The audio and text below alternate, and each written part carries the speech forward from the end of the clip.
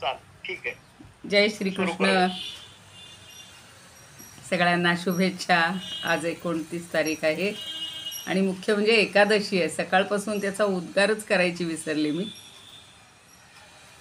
त्याचं नावही दिले त्यांनी,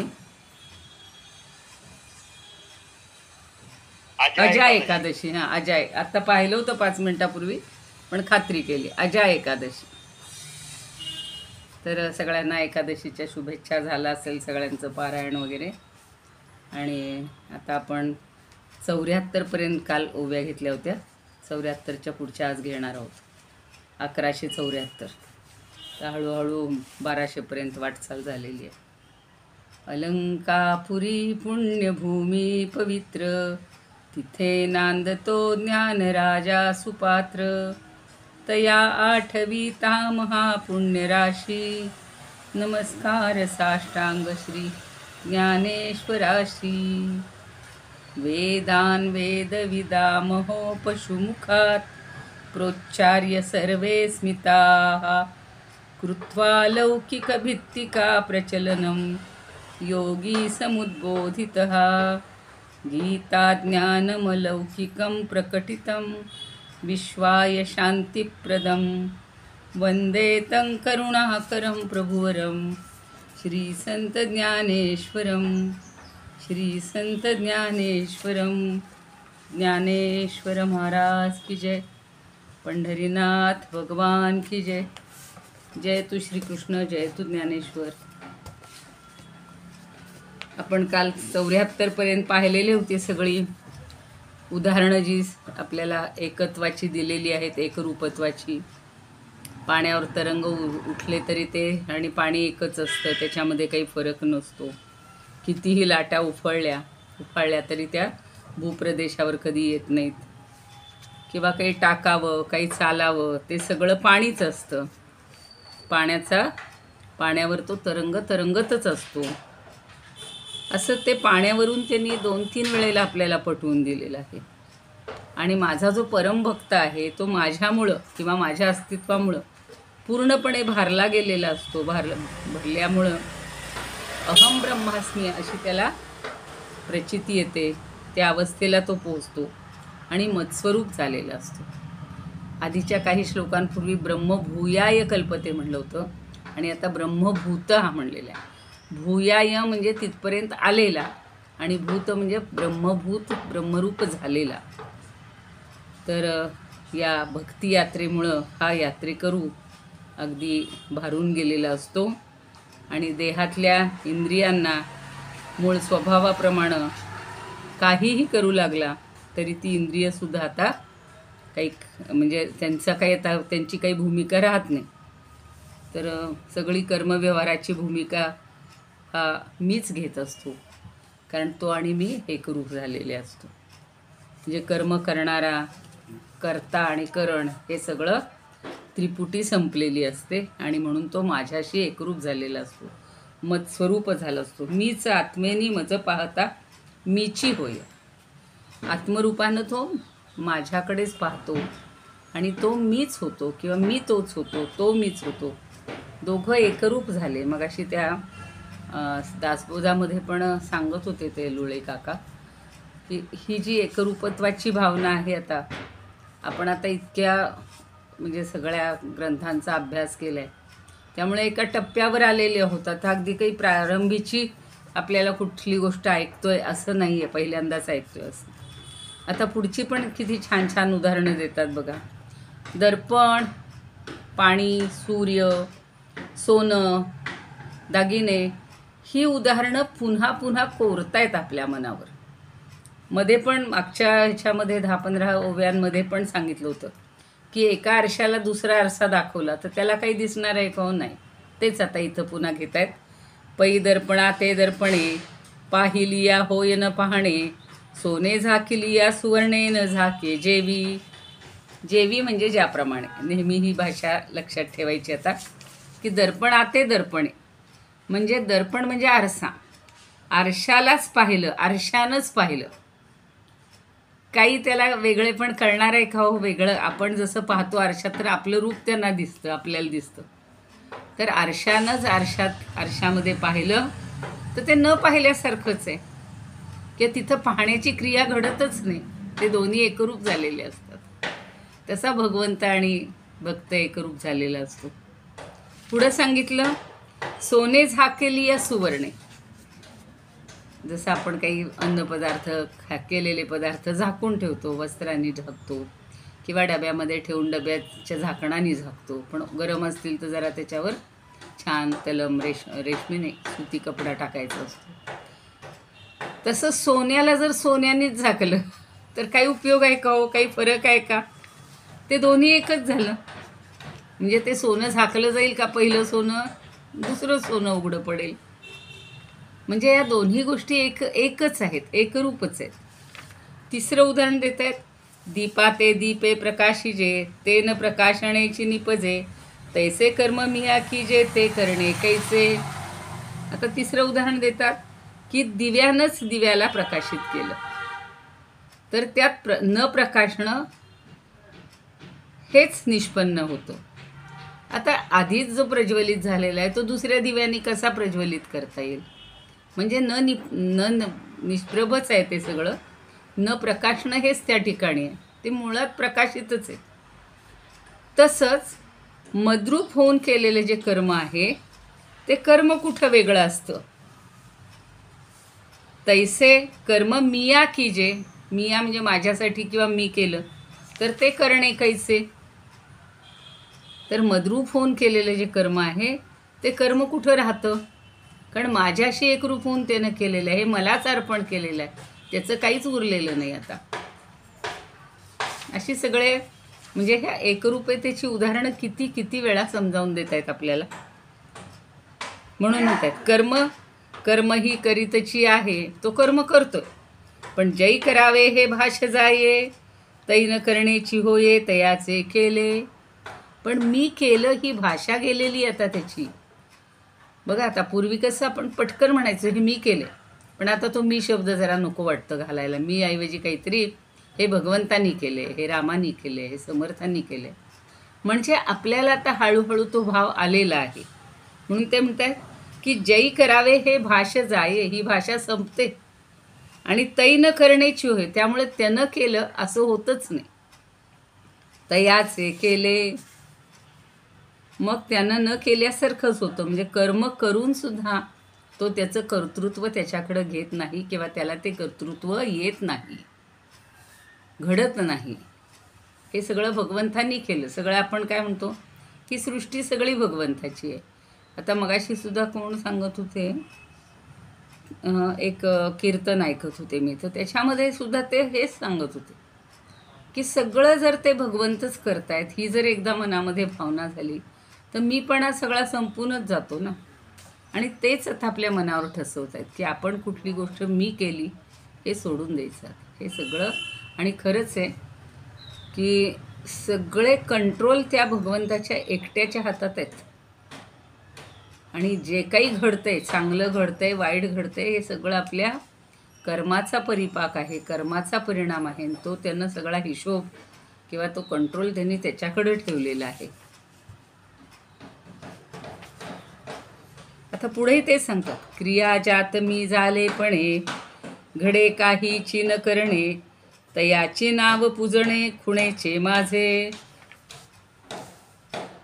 सगळं क्रियाजात म्हणजे सगळी कर्म जी आहेत ती माझ्यासाठीच करायची असल्यामुळं आणि सर्व क्रियाकर्म मीच झाल्यामुळं आता काहीच कर्म करणं किंवा न करणं हे सहजपणे घडतं.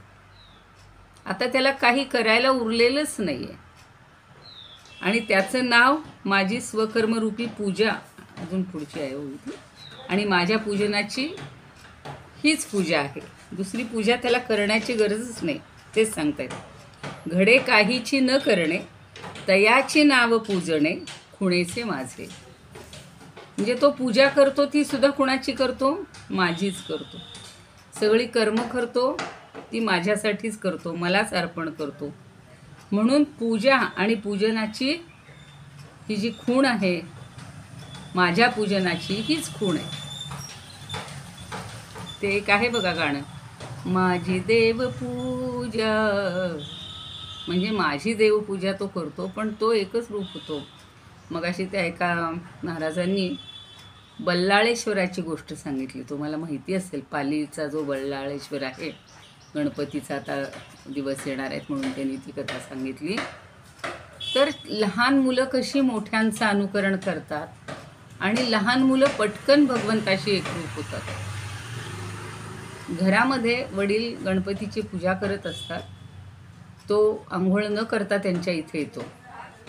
तर ते बायकोला पटकन बोलवतात, अगं अगं जा आणि याला आंघोळ घालतो. तानं मुलं आहे, रांगणारं किंवा 2 वर्षाचं असेल, मोठं असेल तर, किंवा वर्षाचंच असेल तर त्याला ते आंघोळ घालून देते. मग तो माझ्या मांडीवर बसतो, ती पूजा करतो घरातल्या गणपतीची. हळूहळू तो मुलगा मोठा होतो. आता त्याला ती सवय पडली की रोज गणपतीची पूजा करणं, त्याला अभिषेक घालणं, पंचामृत घालणं, गंध लावणं, सगळी सवय होती. आणि मग तो असाच बाहेर जातो तर काठावर, ते नदीच्या काठावर वगैरे, आणि असाच त्याला एक दगड सापडतो. तो घेतो. त्याला तो गणपती वाटतो. त्यानं त्याचा गणपती तिथल्या तिथं तो स्थापन करतो. म्हणजे काय हातात उपलब्ध आहे त्यांनी तो त्याची पूजा करतो. असं अनेक दिवस चालतं. मग त्याचे मित्र पण त्यात सहभागी होतात. मग पुन्हा पुन्हा ते मित्र सगळं आणायला लागतात त्याला. मग कोणी गंध आणलं, कोणी फुलं आणली, कोणी फळं आणली, कोणी नैवेद्य आणला, कोणी दिवा आणला, उदबत्ती आणली, असं करून त्यांची रोज पूजा चालायला लागली. तर तो परमात्मा परमेश्वर गणपती इतका खुश झाला की त्याला तो दर्शन द्यायला लागला. आणि तो विसरला देहभान, आपल्या घरी जायचे हे तो विसरून जातो. आणि हे याचं वाढतच चाललं. म्हणून एक दिवशी वडील येतात आणि म्हणतात, अरे चल घरी चल, काय तुझं चाललंय? तो सांगतो, म्हणे मला गणपती, मला दिसतोय, गणपती माझ्याशी बोलतोय, गणपती माझी पूजा घेतोय. अरे म्हणे तुला आता वेड लागलं, म्हणे काही खरं नाही आहे तुझं. आणि असं म्हणून जवळ कुठं काय काठी पडलेली असेल ती घेऊन ते त्याच्या पाठीवर मारतात. ती मारली तर वळ ह्याच्या अंगावर उठत नाही, त्या गणपतीच्या, म्हणजे त्याला जो गणपती दिसत असतो, खरा जो मूर्तिमंत त्याला झालेला असतो प्रसन्न, त्याच्या पाठीवर ते वळ पडतात. असंच झालेलं आहे समर्थांच्या बाबतीत सुद्धा. मग अजून तो ऐकत नाही म्हणून 2, 4, 5, 10, 10, 10 सगळी पाठ त्याची पूर्ण सोलून निघते. पण याला काहीच वेदना होत नाहीत, कारण याचा सगळा भार त्या भगवंतांनी घेतला. तो मारसुद्धा भगवंतांनी घेतला. मग शेवटी तो म्हणतो, कुठं आहे तुझा गणपती? काय काय सांगतो तुम्ही? काही बाता मारतो, काही थापा मारतो. तर तो म्हणतो, अहो इथे आहे तो. मग तो गणपती बाप्पाला म्हणतो, अरे बाप्पा, माझ्या वडिलांना तू दिसत नाही आहेस, तर त्यांना एकदा तू दर्शन दे. पण दर्शन दिल्यानंतर पुढं काय? पुन्हा ते जर त्यांना सहन नाही झालं तर काय करशील? म्हणजे पुन्हा त्यांना सहन नाही झालं तर त्याच्यातनं उठवण्याचं कामही तूच कर. एवढी त्यांनी त्याच्यावर हे टाकली सगळी जबाबदारी. आणि तो वडिलांना एक क्षणभर दर्शन देतो आणि असा फिरून दाखवतो. तो त्याच्या पाठीवर सगळं पूर्ण पाठ सोलून निघालेली असते. ते पाहिल्यावर तो बेशुद्धच पडतो. तेवढ्यात त्याची आई येते आणि आईलाही ते दर्शन घडतं आणि आईही पण बेशुद्ध पडते. मग हा घाबरतो. पण त्यानं आधीच देवाला सांगितलेलं असतं की तू त्यांना उठवण्याचंही काम तूच कर. आणि मग ते उठवण्याचं क्षणभरात तो त्यांच्या अंगावरनं हात फिरवत असेल किंवा जे काय करत असेल, पाणी घालत असेल, तीर्थ देत असेल, आणि जो ताबडतोब ते दोघं उठलेत, तेव्हा त्यांना ते ज्याला आपण रिअलायझेशन म्हणतो ते आत्ता झालं. पण म्हणतात, तुझ्यामुळं आम्हाला गणपती भेटला आणि आम्ही केवढं पातक केलं. आम्ही नुसती रोज फक्त कर्मकांड करत होतो, पाणी घालणं, त्याला हे दाखवणं. पण आंतरिक हे जे आत्ता इथं सांगितलं ना, मला अगदी पटलं. हे जस्ट उदाहरण ते ऐकलं आणि आत्ता जे सांगतात की ती सगळी कर्म माझीच आहेत, त्यामुळे वेगळं कर्म उरतच नाही. त्याला पूजा करतो ती माझीच आहे आणि म्हणून तो वेगळा उरतच नाही. तो आणि मी एकच झालेलो आहोत. म्हणजे ही माझी महापूजा मी समजतो. बघूया आता पुन्हा तेच. क्रिया जात मी जालेपणे, घडे काहीची न करणे, तयाची नाव पूजणे खुणेचे माझे. आत्ता सांगितलं ते अगदी तंतोतंत जुळले बघ. असंच समर्थांचं झालेलं होतं की समर्थांच्या पाठीवर एवढे वळ उठलेले होते. आणि शिवाजी महाराजांनी पाहिल्यानंतर तो त्या गावचा जो पाटील असतो त्यांनी ते फटके मारले का, तर जोंधळे हे कणसं काढून त्यांच्या शिष्यांनी त्याचा हुरडा केला होता आणि मस्त ते भुकेलेले होते म्हणून छान कणसं तेच हुरडा त्यांनी खाल्ला होता. पण आता त्यांना माहिती नव्हतं की हे समर्थ आहेत आणि त्यांना आपण मारलेलं आहे. जेव्हा शिवाजी महाराज नेमके त्या गडावर जातात आणि म्हणतात मी तुम्हाला स्नान घालतो तेल वगैरे लावून, त्यांनाही माहिती नसतं असं घडलेलं काही. तर ती पाठ सगळी त्यांची सोलून निघालेली असते. त्यांना इतकं दुःख होतं, म्हणतात काय झालं महाराज तुमच्या याला पाठीला काय झालं. ते एक शब्द बोलत नाही. पण सगळ्या शिष्यांनी पाहिलेलं आहे ना, अनुभवलेलं आहे ना, ते सांगतात की असं असं त्या देगाव कुठलं त्या गावच्या पाटलांनी केले. त्यांनी त्यांना बोलावलं आणि आल्यानंतर विचारला, जाब विचारला. तो शरण आला, म्हणतो माझी चूक झाली. तर त्याचं जे पाटीलचं वतन असतं ते काढून घेणार असतात. समर्थांनी सांगितलं तसं काही करू नका, त्याचा उलट सन्मान करा आणि त्याच्यावर जबाबदारी जास्त टाका. ही थोरांची म्हणजे गुरूंची आणि भगवंताची ही थोरवी असते. ते कधी अपपरभाव मागतच नाहीत, मानतच नाहीत. आता इथे बघा, म्हणून करीत या ही ओजा, ते न करणे हेची कपिध्वजा, निपजे तिया महापूजा पूजितो माते. आधी सांगितलं पूजा, पण आता तर म्हणतात निपजे म्हणजे निर्माण होते. तिया महापूजा, त्या पहिल्या पूजेनं म्हणजे जे कर्म करण्याच्या स्वरूपामुळं ते कर्म करूनही तो अकर्म असतो, त्याला ते लागतच नाही, काही बाधतच नाही किंवा फावतच नाही. आणि त्यामुळं ती महापूजा आहे माझी अशी मी मानतो असं भगवंत सांगतात. आणि सद्भक्त माझी कर्म म्हणजे सद्भक्त माझी या सत्कर्मानंच पूजा बांधतो. रोज सांगते की माझी देवपूजा, हे जे गीत आहे ना फार सुंदर आहे. आपण आता ते मिळवून एकदा ऐकूयाच की सत्कर्मानंच तिची पूजा केलेली. म्हणजे कर्म करायला सगळेच संत कुणीही नाही म्हणून सांगतच नाही. आपलं कर्तव्य, आपला स्वधर्म हा करतच राहायला पाहिजे. आणि कर्माचीच पूजा भगवंताला पसंत असते. एवं तो बोले ते स्तवन, तो देखे ते दर्शन, अद्वयामज गमन तो चाले तेची. आता त्याची प्रत्येक कृती ही म्हणजे माझ्यासाठीच आहे. बोले ते स्तवन, तो जे बोलल तीच माझी स्तुती आहे. तो देखे ते दर्शन, तो जे पाहिल तेच माझं दर्शन आहे. अद्वयामज गमन, आणि त्याचं जे चालणं आहे ते माझ्यासाठीच आहे. अद्वय आहे तो माझ्यासाठी. आता द्वैत उरलेलंच नाही, त्यामुळं तो जे चालेल ते माझ्याकडंच येणं असतं, बाकी कुठं जाणंच.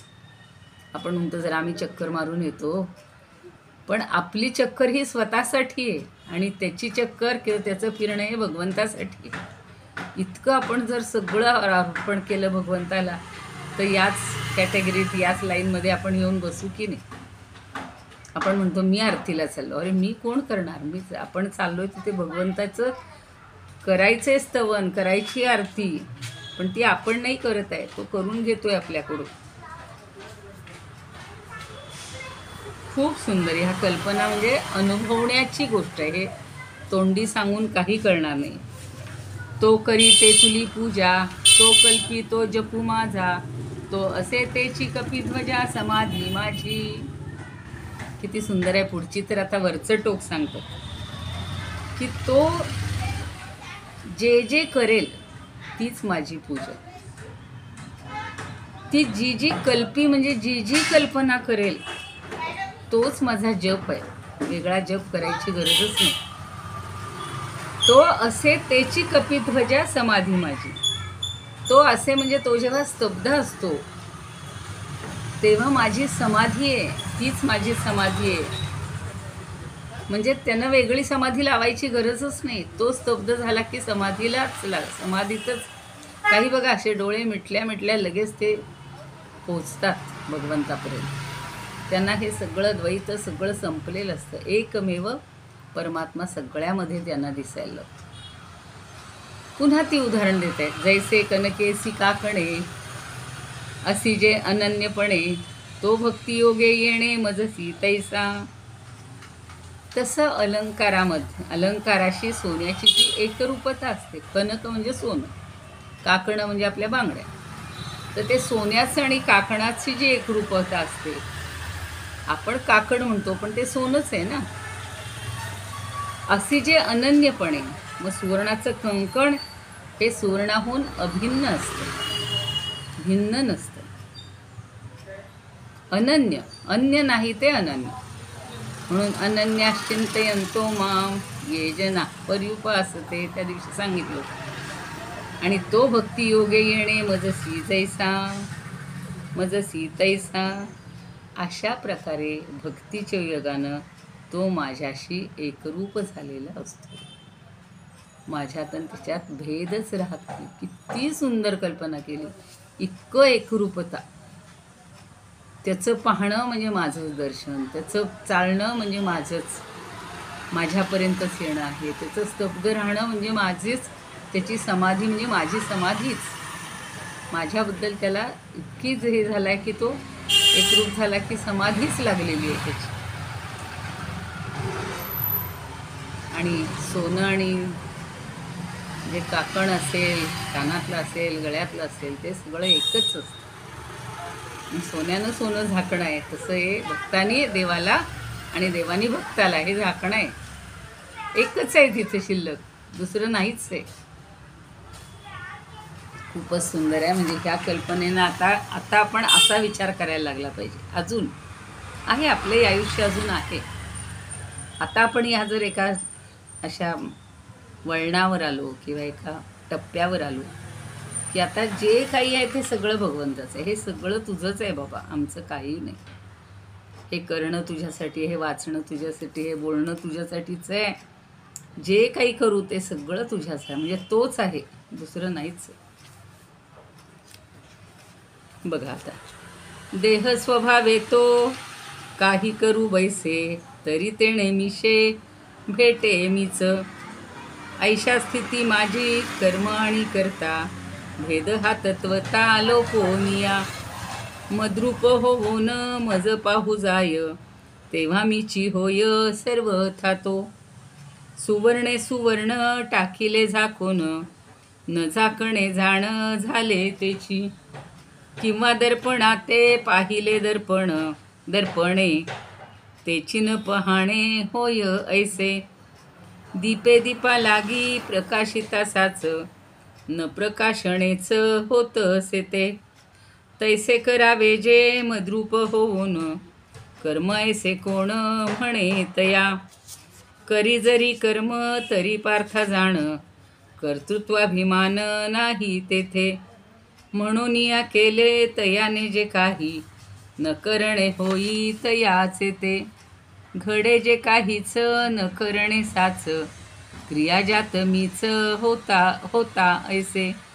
त्याची माझे जाण खुणेचे पूजन, अनन्य भजन स्वभावेची. ऐशारीती कर्म आचरिले जाय, न करणे होय तत्वताते. तीच महापूजा जाण कपिध्वजा, तेणे करी पूजा नित्य माझी. ऐशा परी तो जे बोले जे स्तवन, देखे ते दर्शन जाण माझे. गमन ते साचे मज अद्वयाचे, अर्जुना तयाचे चालणे जे.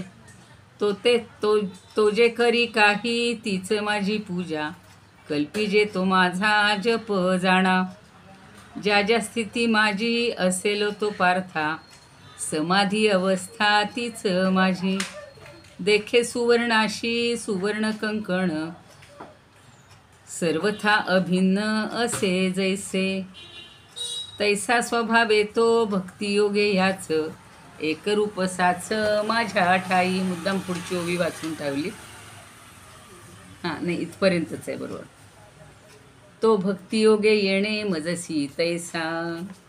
तर भक्तियोगाने तो माझ्याशीच एकरूप झालेला असतो. म्हणजे आपण भक्तियोग पाहिला, पण आता ही पुढची पायरी आहे की तेव्हा तो सुखदुःखे समे कृत्वा लाभा लाभो जयो इथपर्यंत ती भक्ती होती, सगुण भक्ती.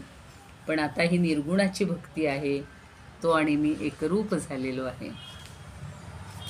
उद्या पुन्हाही तशाच प्रकारची उदाहरणं देत आहेत, तीच ठसवत आहेत मनामध्ये.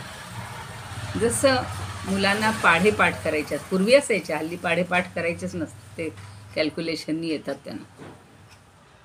पण बे एके बे म्हटलं की बरोबर तो 4 वेळा म्हटलं की बे एके बे, बे दोन्ही 4, हे सगळं पाठ झालेलं आहे आपलं. 1 पाव पाव, 2 पाव अर्धा. तर त्या पावकी निमकी हे सगळं आपण पाठ करतो. आता फार कशाला गीतं पाठ करावी लागतात. भगवद्गीता पाठ केली तुमच्यापैकी सगळ्यांनी. म्हणजे ती पाठांतराची जी हे आहे ती सवय लागली आता. आणि म्हणून आता जे काय करतो ते सगळं त्या भगवंतासाठीच. आता काही रटायची गरजच उरणार नाही. एकदा पाठ झाले की झालं, आता एकरूप झालो. आता त्या गीता आणि आपण एकच.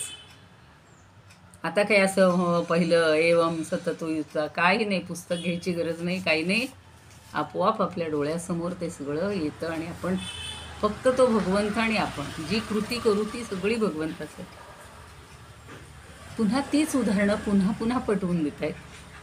उदकी कल्लोळू, कापुरी परिमळू, रत्नी उजाळू, अनन्यू जैसा. प्रत्येकाचे एक वेगळेपण आहे.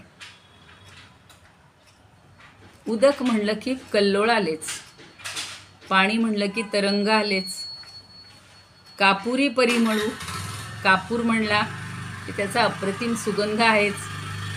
असा कोणी दाखवेल का की हा कापूर आहे पण त्याला काही वास येत नाही? असं नाही.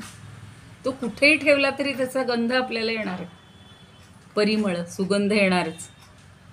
रत्नी उजाळू, अहो रत्न कितीही लांब ठेवलेलं असलं, अगदी मातीत जरी पडलेलं असलं तरी ते चमकण्याचं काम करणारच. उजाळू उजळत असते, तेजच असतं, ते न मावणारं असतं. अनेक तुम्ही काचेच्या खड्यामध्ये जरी ठेवलं तरीसुद्धा ते रत्न लगेच ओळखू येईल. एखाद्याने अशी फसवणूक केली असती आणि म्हणतात ही सगळी रत्नच आहेत बघा खरी.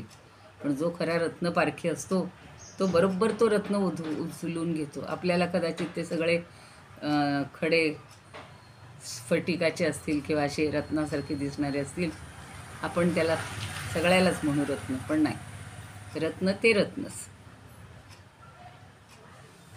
हे सगळं कसं असतं? अनन्यू जैसा. हे सगळं अभिन्न असतं, अनन्य असतं, एकासारखं दुसरं काहीच नाही. पाण्याची, तरंगाची आणि त्या कापराची कधी बरोबरी करता येणार नाही. असं कोणी जर म्हणलं ते तरंग ना कापरासारखेच दिसतात आणि त्याला सुगंध येतो, सगळे वेड्यात काढतील, म्हणतील यांचं फिरले डोकं. तर ज्याचं जे वैशिष्ट्य आहे ते त्यालाच शोभणार आहे आणि त्याच्याच ठिकाणी असणार आहे. पुन्हा पुढे तीच उदाहरणं. किंबहुना तंतुसी पटू, पट म्हणजे वस्त्र, तंतू म्हणजे धागे. कुठलंही वस्त्र घ्या, ते धाग्याशिवाय होतं का? हो नाही, ते असणारच. का मृत्तिकेसी घटू, आणि मातीशी घड्याचं जसं ऐक्यच असतं. मातीशिवाय घडा बनूच शकत नाही आणि घडा बनल्यावर माती वेगळी दिसूच शकत नाही. दोन्ही एकरूप झाले. तैसा तो एकवटू मजसी माझा, तसा तो माझ्याशी एकवटू झालेला आहे, एकवटलेला आहे, एकरूप झालेला आहे. या अनन्य सिद्धा भक्ती, या आघवाची दृश्य जाती, मज आपण पे या सुमती द्रष्ट्या ते जाणे. आता ही एकनिष्ठ जी भक्ती आहे त्या एकनिष्ठ भक्तीनं किंवा अनन्य रूप भक्तियोगानं, अनन्य सिद्धा भक्ती, दुसरी कशानेही ती सिद्ध करून दाखवता येत नाही. ती भक्ती म्हणजे अनन्य भक्तीच आहे. आणि या आघवाची दृश्य जाती, या सगळ्या दृश्य जाती म्हणजे जी दिसणाऱ्या गोष्टी आहेत, या सगळ्या दिसणाऱ्या वस्तूंमध्ये किंवा समूहामध्ये तो मला काय करतोय? मज आपण पे या सुमती द्रष्ट्या ते जाणे. या सगळ्या दृश्य गोष्टींमध्ये तो मला आत्मरूपानं द्रष्टा म्हणून जाणतो. त्याला कळलंय की हे दिसण्याचं, ह्या ज्या सगळ्या दिसणाऱ्या वस्तू आहेत या कुणामुळं दिसत आहेत? त्या द्रष्ट्यामुळं दिसत आहेत. त्यानं आपल्याला दृष्टी दिली म्हणून आपल्याला दिसत आहेत. जर त्यानं ती दृष्टीच काढून घेतली आणि तोच जर नसेल तर हे जग असणार आहे का? नाही. हे सगळं पुन्हा बुडून जाणार पाण्यामध्ये. आज जे दृश्य रूपात आहे ते केवळ त्याचंच आहे, त्याच्यामुळंच आहे.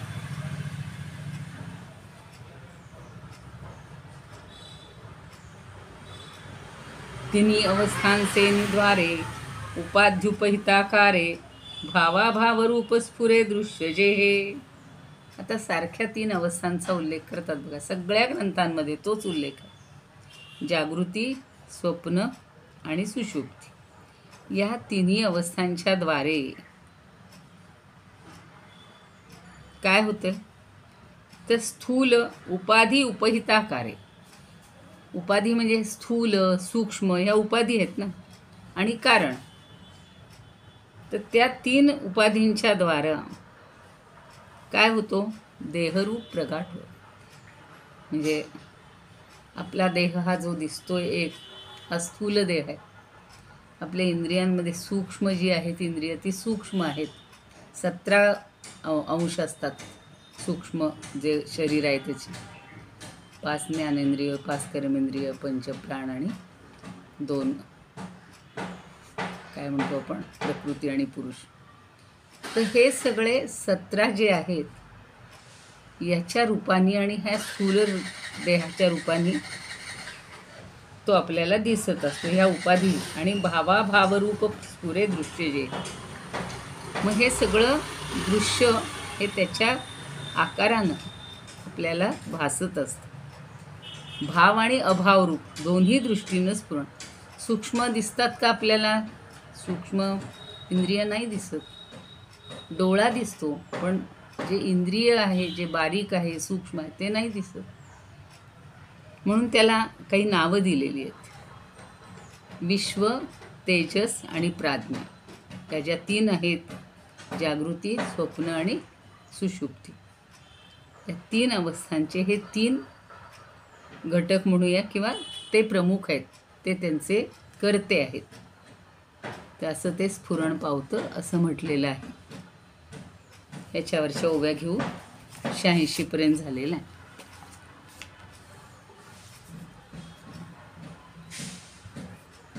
आत्मत्वे तो पाहे ज्ञानी भक्त साच, मज द्रष्ट्यासीच दृश्य जाती. जागृत्यादी तिन्ही अवस्थांच्या द्वारा येई जे कावीरा प्रत्ययासी. उपाधी आणिक उपहिताकारे. उपहित म्हणजे उपाधी लागलेला. दृश्य जे हे स्फुरे भावाभाव.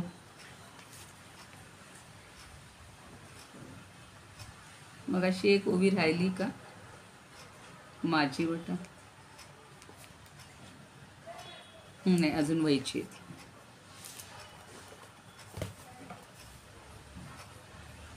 पुढची ओवी घेऊया वाटलंच तर. ते हे आघवेचे मी द्रष्टा, ऐसिया बोधाचा माझी वटा. अनुभवाचा सुभटा धेंडा तो नाचे. आता हे आघवेची मी द्रष्टा, मी पूर्णपणे या सगळ्याच्या मागचा द्रष्टा आहे.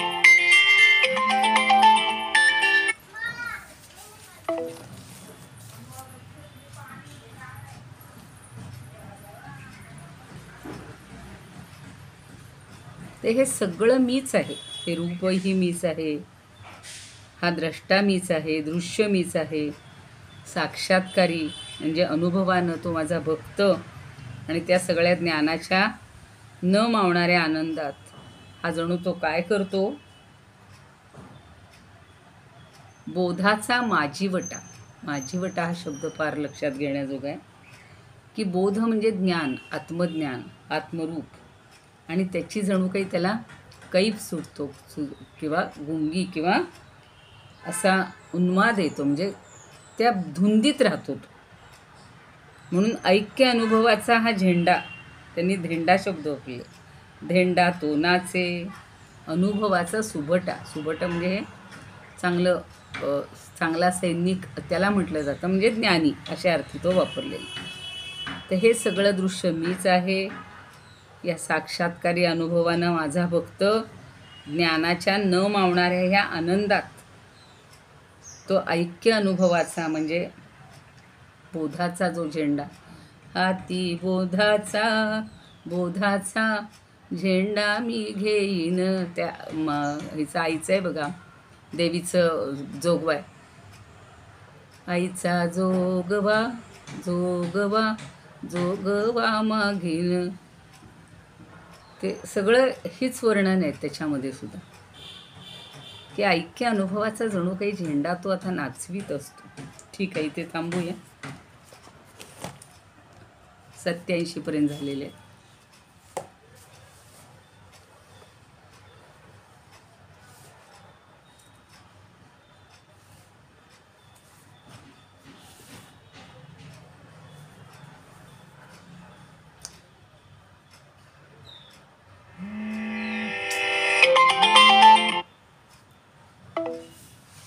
इदमुपकर्तुं भुवनमण्डलं समुदितमिव भास्करं सादरं वन्दे ज्ञानेश्वरं.